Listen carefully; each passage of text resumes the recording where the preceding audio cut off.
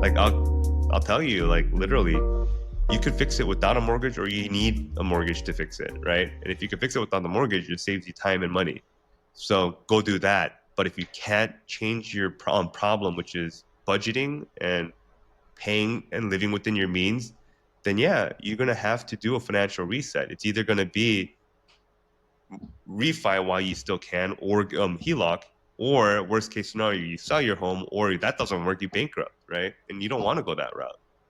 So it's you have Yeah, to. and I think that's like one side of the picture. I think that's one side of the picture Mhm. where, we need like damage control in order to exchange this bad debt, which is like credit card, high interest, like personal loan debt, with better debt, which is like a HELOC or Cash out something refi. that you collateralize your home into, which Mhm. has a typically a lower rate.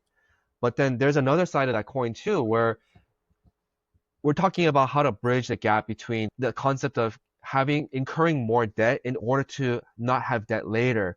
And one of the ways that we can do that is to invest, right? To incur more debt, invest that lump sum so Mhm. that you can have more assets, more cash yielding assets, cash flowing assets, so that later on when you see the appreciation of your assets, Tell then me one person that has actually out invested their debt and who became a millionaire investing their debt. Like legit, like normal person, not Robert normal person, Kiyosaki, not like a not guy Grant who's written a Cardone, book. not normal, not Kiyosaki. No, no theories, please.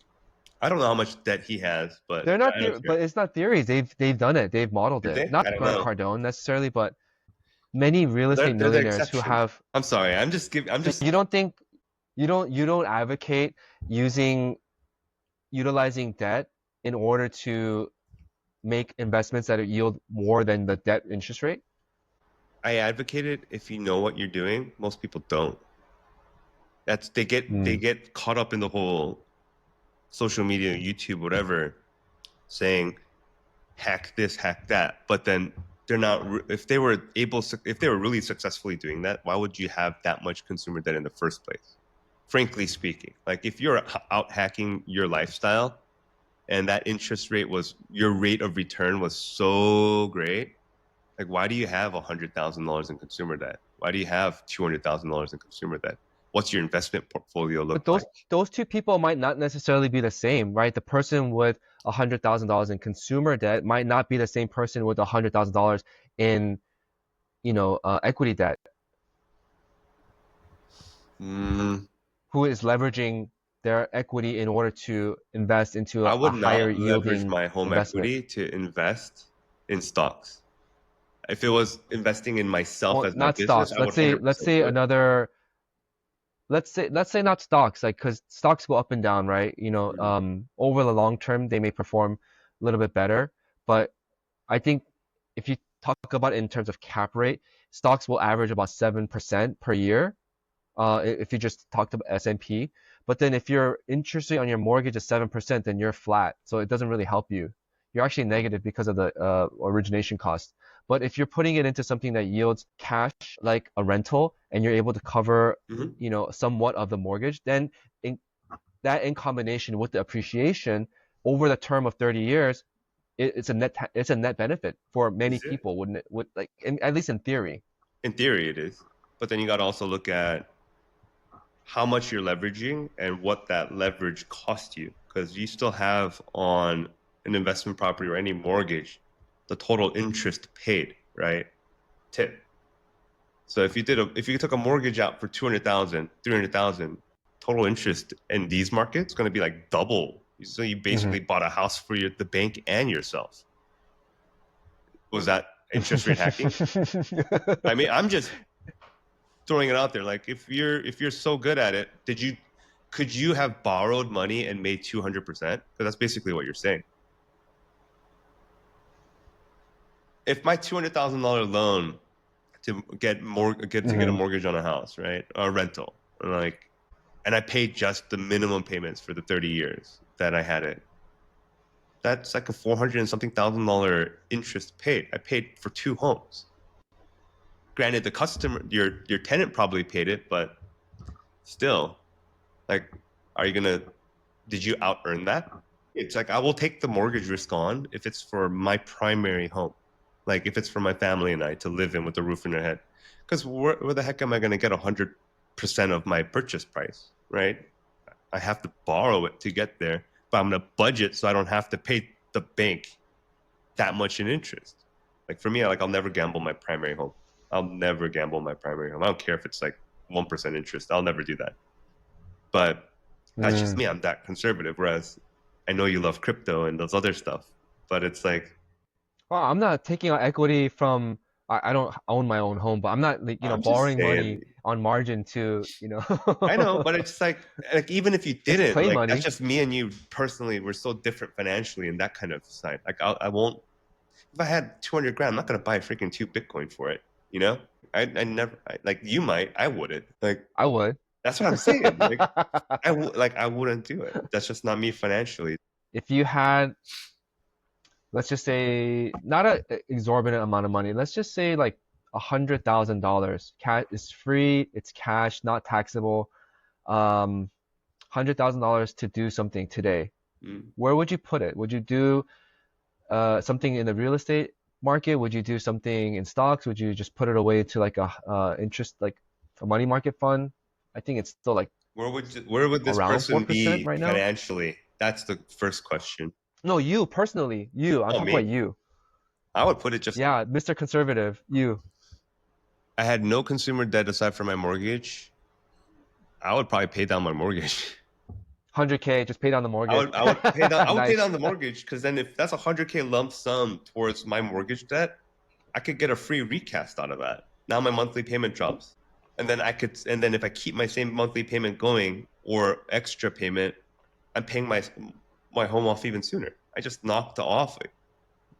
Probably if I did that, probably 100K, I'd probably knock off Maybe 7 years like a out of decade, right? mortgage, right? Yeah. That's pretty awesome. I would do that. That's seven Yeah. more years. That accelerates timeline wise where I could take my income and invest that 100% without debt. Yeah.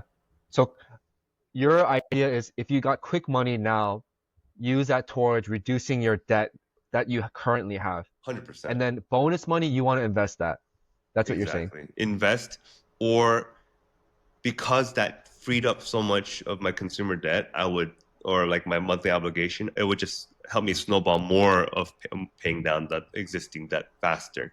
Imagine if you had the capacity to invest your whole income in 1 year. That's more than if you were able to just throw $100 at it every month. Okay, so let me take this a step further because I want to see where we go with this. Let's say you're debt free, mortgage is paid off, right? You have 100% of your income minus taxes and insurance and whatever you need to live. What are you going to do with the excess now that you have, I don't know, X amount, like 30% more of your income? Oh, I'd buy real estate. Yeah, I would do. I want the tenant that pays $5,500 a month in rent in Orange County. You're my customer for life. It appreciates. It's not easily liquid, but there's never enough of it, and everyone needs a roof over their head. So someone's gonna pay a premium for it. Dude, I had this dream of like buying 4 houses because I live in a cul-de-sac, right? I want to buy the house behind me, buy the house next to me, and the house diagonal from me, Yeah. and then just connect it underground and make like a bunker. You need to move to That's Texas. my American dream. Yeah, that's Texas. That's for Oh sure. yeah. That's the Midwest. Yeah, we Freedom. could do compounds. Compound living. Yeah, Yeah. family Well, they need compound. that because of the tornadoes. That's why you have Yeah. everything underground. That's why we had such a huge basement in Chicago when I was growing up. Dude, I really want a basement, man. I wish California had more basements. Yeah, it's nuts. Like the our basement in Chicago was as big as our upstairs. Wow. It was nuts. We had a second kitchen downstairs, bad bedrooms, massive family room. It was like an indoor, basically winter playground. It's That's great. super cool. Oh man. Okay, so thanks for asking me the question, what I would do if I had a hundred Yeah, what thousand would you do? dollars debt free, tax free.